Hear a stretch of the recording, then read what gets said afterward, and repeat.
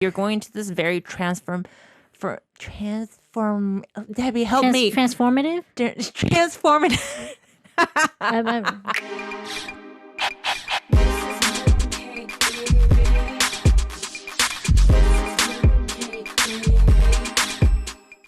Well, do you have any New Year's resolution? I know it's kind of early to say, but I think I've asked you last time, and I was like, I don't know what it was last time, but I think just like taking time for myself and just kind of brushing off whatever like my family says and just stay in tune with what I feel like is right in my gut. Yeah. And that is to really work on my business, my clothing. Oh, watch out for all those new I just took a bunch of new photos modeling a bunch of like new products or new outfits and stuff that I'm selling, guys. So I'll have that linked later. Nice. So check that out. And just working hard on that, and also putting more time into music, just being creative and stuff. I know I gotta finish a painting for Donna that she commissioned. So wow. Yeah, I'm gonna be doing that, and I don't know. We'll see where it goes from there. I'm like, hey, I really want to do more paintings and stuff. Nice. So they're all like abstract work. Yes. And I've been pretty passionate about it, but I never thought that they were good. Oh, Yeah. really? Yeah, I didn't think they were good. I did sell it to one of my sugar daddies. Like he saw some of my pastel work, and then he gave me all the money to buy the materials, the supplies, and then I made him like 4 or 5 or 6 paintings, and I had to ship them out, and it was like an ordeal. But then after that, I was just like, maybe they're not that good enough. Like, maybe they're not good. And then Joseph's always been raving, but I'm like, hey, that's just my husband. He's just really supportive and stuff. And then like while me, Donna, and Joseph were hanging out, you went home after on my birthday. On my birthday, you went home a little bit early. And Donna stayed over, and Joseph, out of nowhere, he was just like, hey, have you ever seen like Liz's paintings and stuff? And Donna I was really shocked that she liked them. Oh. I was just like, and she's like, how did you even do these? Like, I don't understand. Like, I was like, I don't know. I just, and she's like, where did you paint them? I'm like, just down there in the patio area. And she was just like, whoa, like, how about I give you $100 now, and then I'll pay you the rest after you do it. And I was just like, no, you don't need to pay me. You don't need to pay me. Pay me for your work. No, I didn't. I was like, you don't. I like you're asking for some artwork. I'll just do it for you for free, man. And so she's like, no, I insist. Yeah.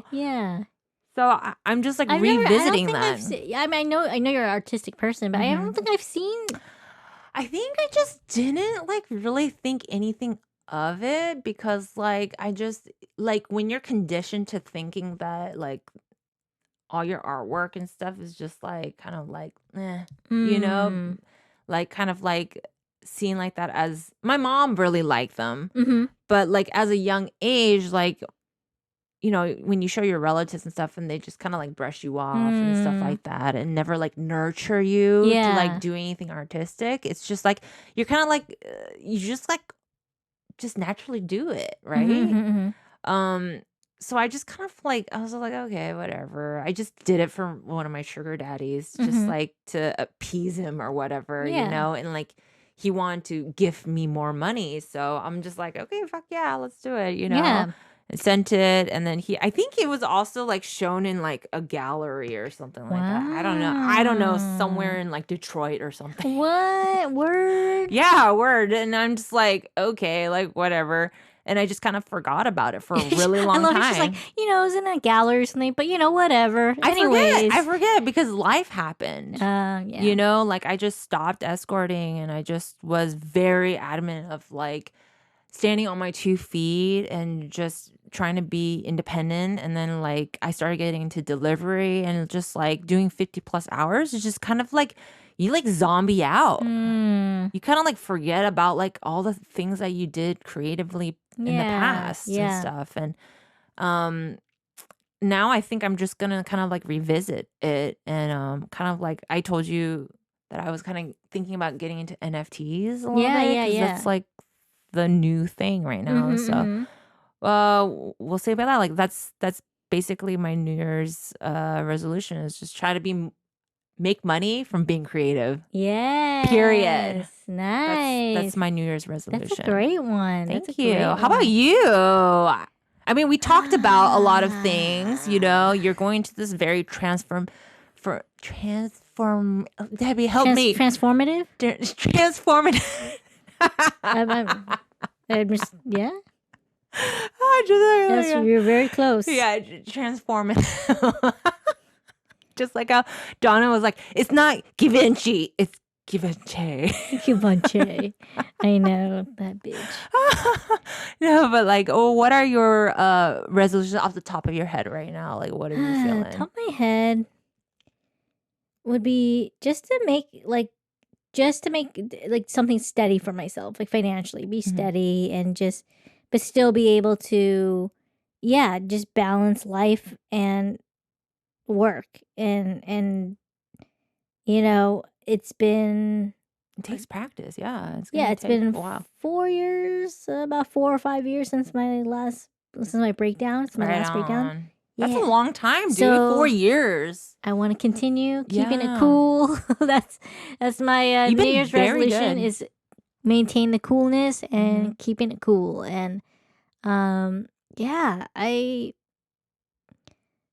New Year's resolution is just and also like get more in a healthy habit, like physically wise. Like I feel like I need to go out for walks more or go start running again or something like that. I feel like I feel like I know that's a typical New Year's resolution is like, oh, exercise. But I mean, like, I don't need to be like toned body or anything. And just a little bit more exercise, I think would be good. Just to help me, like you were saying, like, start your day with a walk or something like that. Just to start to have a good headspace. But that's, I can't think on my top of my head. That's kind of it. Like, it's just like maintain a balance and, my New Year's resolution is just to keep it cool, man. Yeah, keep it cool. Keep it cool and just chill. Yeah, but still like maintain a work-life balance and all that stuff. But I just want to be just really well balanced in all areas of my life, whether that's with work, whether that's with life, whether it's friends, whether it's with love. Like, I just want to have that balance and just and figure out what that balance is for me. So, right on. Yeah. I think that's a really good approach because people are like, feel like sometimes people like put up this mountain of like resolutions and then like when New Year's happens, it's just like too much. It's too overwhelming. So they just like don't. So I think it's good that you are keeping it chill. Keeping it cool, man. Yeah. And I think everything that you said was just like it's good for you. That's just like what you need to do in your life. And I think you've been doing really great on like also being on top of your medication and stuff like that, because I remember in the beginning it was really even hard for you to even like keep track of like when to take it, or you didn't want to take it. Oh yeah, because there was a way beginning. It was tough to even like wanting to take it, but then on top of that, like when to take it because there's multiple medications, and it wasn't making you feel. Yeah, it was bad. It had bad side effects, so I wasn't really happy with that. And it was just depending on the medication really messed me up too. So it's good. It's good now that I found the right medication that works for me, and just living my life every day and just hopefully just maintain that momentum and for myself and just maintain that happiness, but I understand there's gonna be down days too because that's just human existence, but I know that if I keep on just staying productive and just be kind to myself and maintain this momentum, then I'll be good. I think so. I'll be good. Definitely. Yeah. But it takes time. It took time to just reach this place of kind of clarity, but also reach this place of like, okay, like it's gonna be okay. And it took a long time. And I feel like a lot of people they they lose hope because they're just like, why isn't it changing? Why isn't it changing? It's been 2 or 3 years. Like, I'm still just kind of like in this plateau. In the same place, yeah. And like for people that are like suffering in their 2 or 3 or 4 mark year, like what would you like to say to them? Like, I would say wherever you're at, right? Like, even if it's your second year, third year, fourth year, wherever you're at and you feel like you're still in the same place, nothing's ever going to change if you're still doing the same things. If you're still doing the same routine, the same thing, nothing will ever change. But as soon as you start saying yes to things that are new to you, that are different, that maybe might even be scary for you at first, out of your comfort zone, but if you say yes to things to just try it out and see how it works and see how it might be like, instead of thinking how it will be like, actually knowing what it's going to be like, and because you do it, you'll be surprised at how not so scary it is, and how doing those new things actually challenge you in a good way. And they challenge a growth in you that maybe you didn't expect.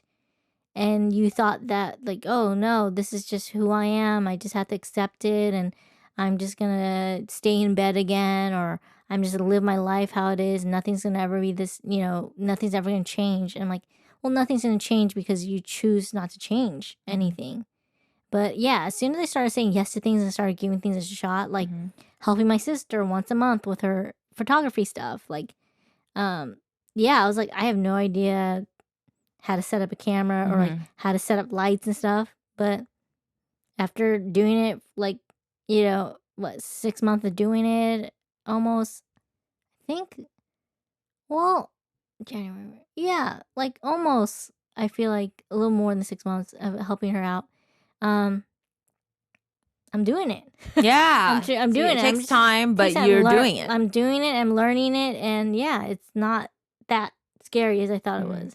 It's always tough in the beginning, but like, that's because it's all new to you. But if you're willing to try and learn, it's not that bad. So that's what I would tell anyone who's going through what they're going through right now. They feel like nothing's ever going to change. Like, you have to say yes to change. You have to try by yes to things that might scare you. Yes to the things that are new to you. Because those challenges that challenge you, it gets you out of your comfort zone. It gets you out of your routine. And the monotony is what gets you depressed. Oh, okay. So the change is very helpful. The change helps. And it's good to have a schedule, of course, a routine, of course. But if you do nothing every week that excites you, you do nothing and you just do the same routine every time, every day, yeah, you're going to get a little depressed. You're going to get a little like, is this it? Like, I'm just doing the same thing over and over again. Like, but as soon as you say yes to things or start doing something different, like art or something creative like that, whatever it is that might excite you even just a little bit, it will really change. It adds like those dopamines and endorphins. So different chemistry and chemicals in your head. Yeah, I think so. At least that's for me. Like, I just said yes to things and just started trying things that I might have at first been afraid of. But I think the fear just comes from my self-esteem, like my low self-esteem that I have deep down inside about my mental illness. But then as soon as I started doing things and I realized like, oh, I'm not that bad at it. Or actually, like, people say I'm doing a good job. And like, okay, like then the whole negative mindset or those dark thoughts that I have aren't as prominent as they once were. And they get more quiet. Okay. Yeah, they kind of go away. Yeah. After a while. So that's what worked for you. That's what worked for me. But I mean, again, everyone's different. Yeah, everyone's different. But I think, yeah, nothing's going to change if you don't accept change, if you don't try to do something different, right? It's just going to be the same thing over and over again. So as soon as something new comes along, like, oh, let's do the podcast. I'm like, yeah, sure. I could have totally been like, ooh, no, I don't know. So you got to ask someone else. Like, but I was like, yeah, we should do this. Yeah. Yeah. It's I was really proud of you when you were just like, yeah, yeah, let's do it. I'm like, right on. But yeah, that's kind of what I would say to people. Just like no matter where you're at, just try something different, and also talk to someone about it if you're going through something. Like always talk to someone about it if you can, and to help process.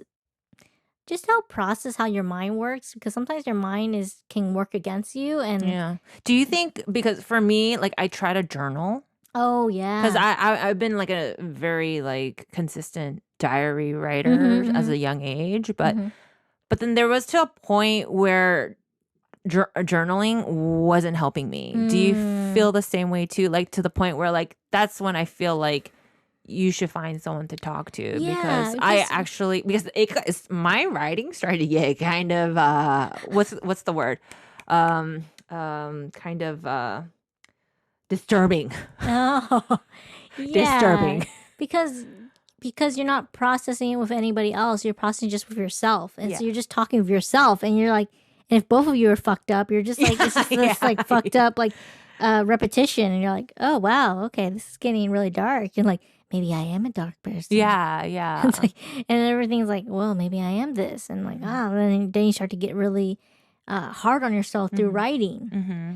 And so, do you think writing and then also talking to a person probably goes hand in hand? Yes. If the journaling doesn't work. Yeah, if the journaling doesn't work, or you go through a guided journal where it prompts instead of just free writing. Because if you're just free flowing, then it might just be just super negative. Yeah, because you're already in a negative headspace. But if a guided journal that actually prompts you, like, okay, like first of all, write your negative.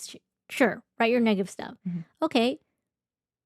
What's the positive spin on that? Or what is something that you can say would be more positive? And like, so anything that helps you process your negative thoughts in a positive way, whether it's through a guided journal or someone actually talking to someone, a therapist or a close friend that can give you perspective, like, hey, you're actually being kind of hard on yourself. Or actually, yeah, that might be true to an extent, but actually this is how it is. Or like, oh, everyone's going through that. Or you're not the only one. Like, it's just good to know, like, that you're not the only one. I think that's what it really is. A lot of this mental illness or when you're going through a dark place, you always feel like you're alone. Like you're the only one going through it, and that you're the fuck up, and that everyone else is doing great. Because look at social media. Everyone's doing great and happy, and everyone, no. Everyone's going through shit. Yeah. It's just social media is just a highlight reel, is what someone says. So yeah, I would definitely, journaling helps to an extent, but it's definitely good to talk it with somebody who can guide you through your mental, thoughts and process it in a healthy way. So, but yeah, that's kind of the end of our episode. Actually, we are committed. We are committed to you guys. Thank you so much for listening. As always, please email us and, let us know how we're doing. Have any questions or anything. Oh, I got a shout out. Oh, yeah. Our friend Jeff from a long time ago we got it. He checked out our YouTube videos and he gave us some love there too. Aww. So we want to say, what's up, Jeff? Jeff. Hope you're having a good autumn season. Yes, and, you and your fam. Yeah, totally. And we always appreciate you. And also, I want to say a shout out to Greg too, because he's just been super supportive on it. Of course, Donna, because she's our number one fan. Yes. And to my cousin Harold too. Oh, and what's up, Harold? Really appreciate it. We appreciate the love, dude. Man. Appreciate it. Yeah, but everyone else too. All of our listeners. All our listeners. Even if you didn't shout out to us, we know you're listening. Thank you so much for listening. And again, just email at us if you have any questions or want to show some love at mooncakes.podcast@gmail.com. Or you can find us on Instagram at mooncakes.podcast. Like us, whatever, all that good stuff. Apple Podcasts, you want to leave us a review, like us on there too. I mean, anything helps. We appreciate you.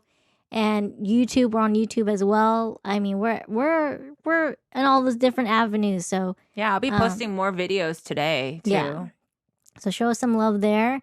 And again, thank you guys so much for listening. We always appreciate you guys. And from your Mooncake sisters, we love you. And until next time, just again, reach out to us or reach out to someone, that you trust to just talk about what you're going through if you are going through anything. And just know we're here for you. All right. That's right. Bye. Absolutely, Debbie. Absolutely. Goodbye. Bye.